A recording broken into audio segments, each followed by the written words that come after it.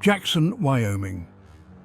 Two men reported seeing a Bigfoot-like creature on Snow King Mountain near Jackson, Wyoming, early Tuesday morning, according to a spokesperson for the Jackson Police Department. Robert Goodrich and Glenn Towner, whose ages and hometowns were not provided, told police that they were chased off Snow King Mountain by a Bigfoot-like creature that stood 12 feet tall, had long, dark hair, and arms that nearly touched the ground. The men said they were on their way to visit a friend who had built a lean-to on the mountain when they encountered the creature. Having not seen their friend for over a week, they went to look for him at 1 a.m. on Tuesday. As they approached their friend's lean-to, they encountered Bigfoot, the spokesperson said. The creature was described as having a face as large as a stop sign, resembling an ape, and being hunchbacked. The men reported that the creature breathed heavily and made a moaning, growl-like noise. They fled when they saw the creature, which followed them. The last they saw of it, it was standing under a streetlight near the Ramada Snow King Inn in Jackson. The two men planned to return on Tuesday to take pictures of any possible tracks and to search for their friend. Police noted that the men were not intoxicated, believe it or not. Although not a recent sighting, a Boulder Creek family claims to have seen Bigfoot in the Scotts Valley area. Rhoda Walters and her son Carrie, 16, reported that in 1971 and 1972, a Bigfoot used to feed in the approximate 60-acre orchard adjacent to their home on Granite Creek Road in Scotts Valley. This location is near where two men recently claimed to have seen Sasquatch while camping. At the time, the Walters lived in an old stagecoach house, which has since been demolished. One summer night, Kerry and his sister saw the creature. Carrie had gotten up to use the bathroom and saw a shadow outside a window about 7 feet above the ground. A minute later, my sister screamed, Carrie recalled. He was 6 years old at the time, and his sister Renee was about 12. My husband said it was a bear, Mrs. Walters noted, but it wasn't. The next day, they found footprints about 9 inches long, wider than a hand, and with 3 toes. They later discovered that their neighbors had also seen something in the orchard. The neighbors had observed it several times and had even removed the back stairs of their house to prevent it from entering. The Walters frequently heard crashing noises in the woods, and their horses would raise havoc for no apparent reason. The family also heard a high-pitched whistle that scared them but didn't grate on their nerves. Rainier, Washington. A Rainier man was terrified Sunday night after encountering a 400 to 600-pound creature prowling near his barn. He believes the creature might have been Bigfoot. Bill Leon Buell of Route 2, Rainier, reported to state police that he heard something behind his barn at dusk on Sunday and went to investigate. He saw a dark, upright creature weighing between 400 and 600 pounds. Later, Buell and a companion returned to the barn and heard the creature approaching through the brush. Buell fired a warning shot, but the creature continued to advance. The men fled to Buell's home, where he called the police. Buell stated that the creature did not resemble a bear, and he believed it to be Bigfoot, a huge, unidentified creature reported in the mountainous regions of the Pacific Northwest. Authorities who interviewed Buell said he was alert but terrified by his experience.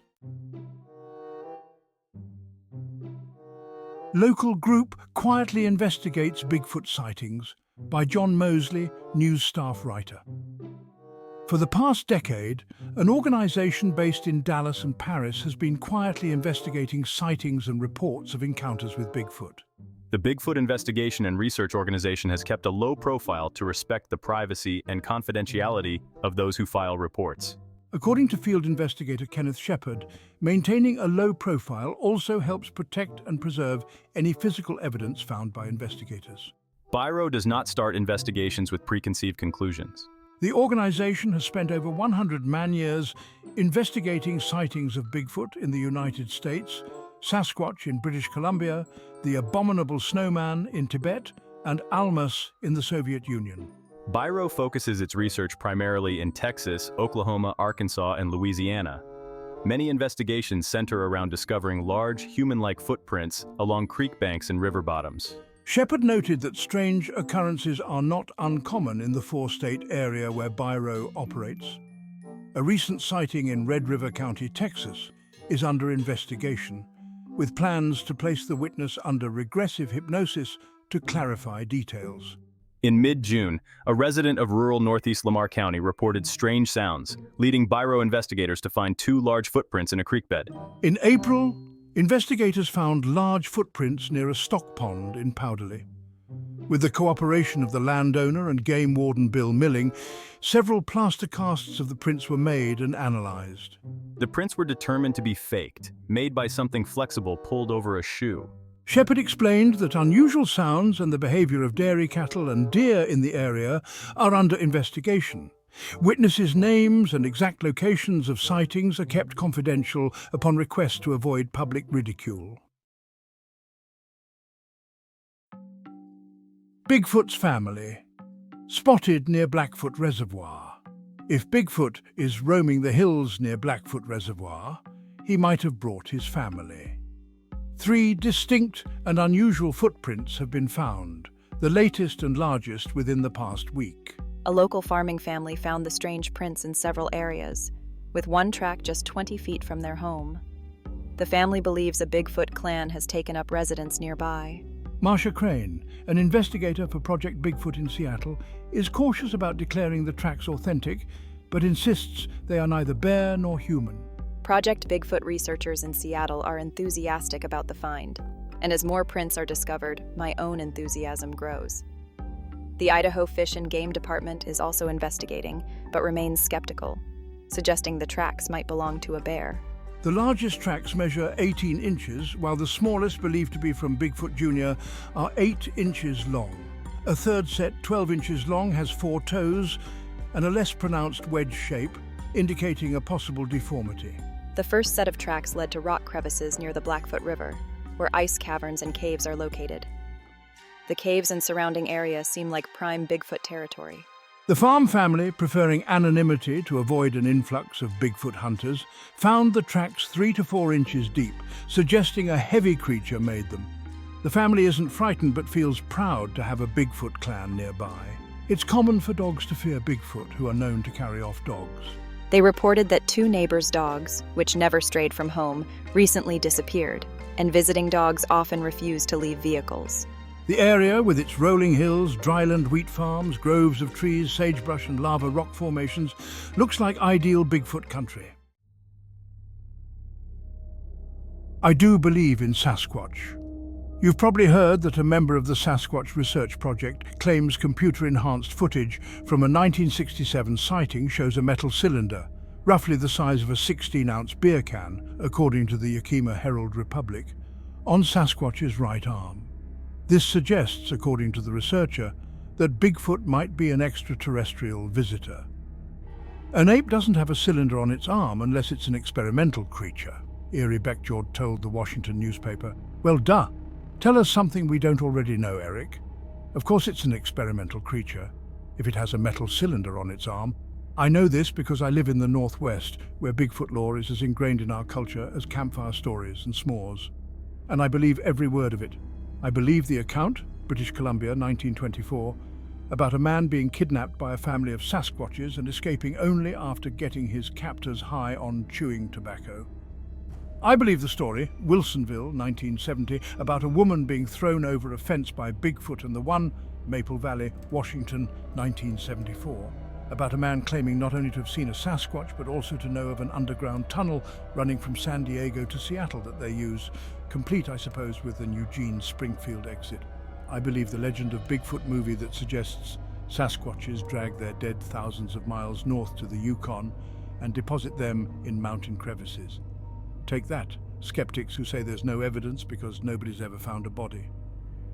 I believe the guy in Kirkland, Washington, I interviewed in 1988 who said he was sitting with his girlfriend in a VW Bug on a suburban street late one night when they saw, no doubt, a Sasquatch lumber across a 2-lane street, heading towards a Burger King. I believe that in Renton, Washington, a woman who told me a Bigfoot-like creature came up to her back window and stared at her eyeball to eyeball. I shook my fist and said, "Get out of here," she said. It shook a fist back at her, then ran away, when suburban neighbors get ugly.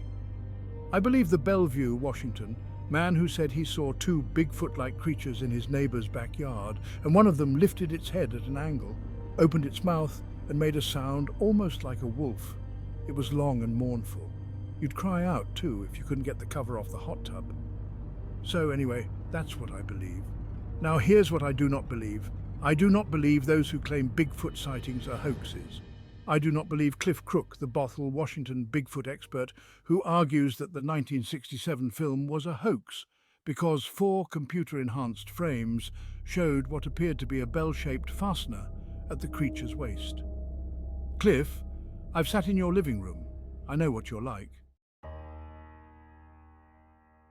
History suggests elusive Bigfoot could have roamed the Northwest for years. By Terry A. Smith, Journal staff writer. Bigfoot is nothing new. Long a legendary creature among Indian tribes in the Pacific Northwest, reported sightings of the ape-like Sasquatch date back to the era when white fur trappers roamed the region. One account tells of a hairy creature captured by a railroad crew in 1884 near Yale, British Columbia. The description of the creature, referred to as Jacko, closely resembles that of a young Sasquatch. According to newspaper reports, Jacko was taken to England for exhibition. The story ends there, and what happened to Jacko remains a mystery. Marcia Crane, a Project Bigfoot investigator who lives near Montpelier, has researched the Jacko story. She said the creature was captured after someone dropped a large rock on its head while it lay injured at the bottom of a cliff. If his treatment was anything like his capture, he probably didn't live long in captivity, she said. While most reported Bigfoot sightings, or the discovery of tracks and other evidence, have occurred in the Pacific Northwest, particularly British Columbia, Washington, Oregon, and Northern California, there have also been reports from remote areas throughout the United States, Japan, and Russia. Of course, there's the legendary abominable snowman, or Yeti, of the Himalayas.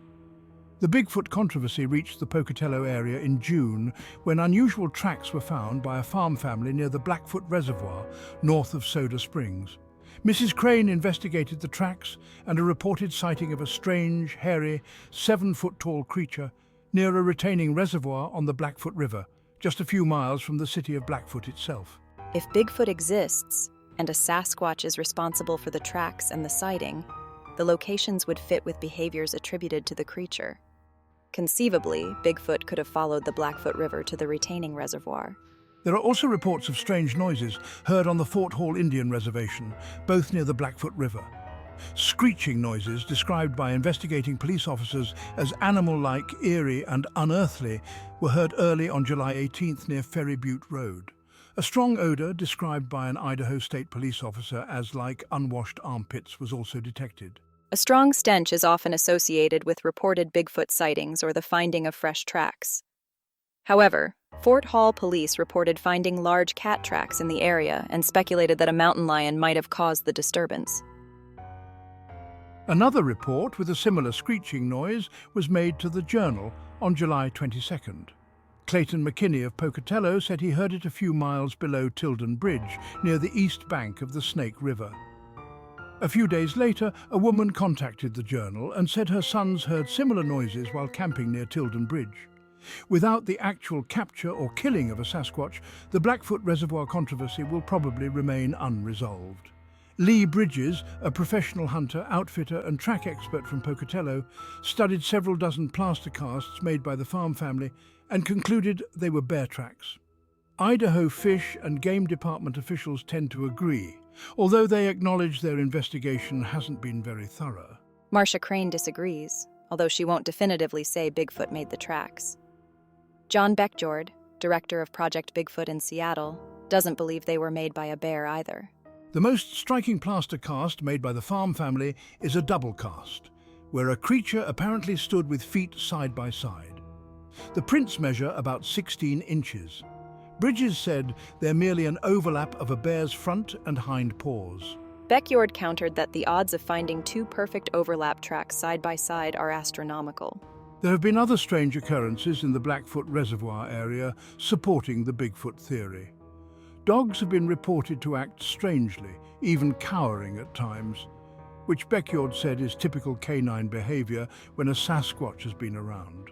Even more interesting is the discovery of squirrel hides, which appear to have been stripped from their bodies like a banana peel. Beckyard claims this behavior is typical of Bigfoot. During the past month, since stories on the strange tracks were first published, Mrs. Crane said she has received numerous calls about the matter. One woman reported seeing Sasquatch near Bear Lake, but Mrs. Crane questioned the credibility of the source, as the woman claimed the creature was beamed down from a flying saucer. Despite dealing with potential crackpots, Mrs. Crane said. An amateur at Bigfoot investigations, Mrs. Crane has devoted much of her free time to research. Although a believer in the creature, she maintains a degree of skepticism. She's also interested in a series of sightings and track and hair finds near Layton, Utah, but hasn't had time to investigate. Layton is located near mountainous country 25 miles north of Salt Lake City. Ryan Layton, an independent Sasquatch investigator not directly affiliated with Project Bigfoot, told the Journal that some 30 credible persons have seen, heard, or smelled what he believes may be Sasquatch. He said many sightings and track finds have been near the Weber River. Pieces of hair found will be tested to see if they match unidentifiable hairs from other areas believed to belong to Sasquatch. Layton noted that the smell has been described as sweaty, like an uncleaned body. A Bigfoot sighting was also reported recently near Jackson, Wyoming. Since Layton, Utah, the Blackfoot River, Jackson, and other recent sighting areas are not typical Bigfoot country, some investigators speculate that the Mount St. Helens volcano, located in more typical Sasquatch territory, has driven the creatures to search for more suitable habitat. While positive proof of Bigfoot's existence is yet to be produced, there are footprints, handprints, unidentified hair samples, a few photographs, and numerous sightings. Generally, Bigfoot is described as a 7 to 9 feet tall bipedal primate with dark brownish hair. Weight estimates range from 500 to 1,000 pounds. Reports of smaller creatures have been made, suggesting the existence of young Bigfoots. Perhaps the most convincing piece of evidence is a short film taken by Roger Patterson in Northern California in 1967, which shows a creature about 7 feet tall. No evidence has been produced to show the Patterson film is a hoax. A favorite question raised by Bigfoot skeptics is, if the creature exists, why don't we ever find any bones or skeletal remains? Washington State University professor Grover S. Krantz answers this in, while Krantz, a Bigfoot believer himself, says it's annoying bones haven't been found to prove the creature's existence beyond doubt, he doesn't find this fact disturbing. It is not normal to find the remains of large, uncommon animals, Krantz writes. I have yet to find a hunter or game guide who has found a bear that died a natural death.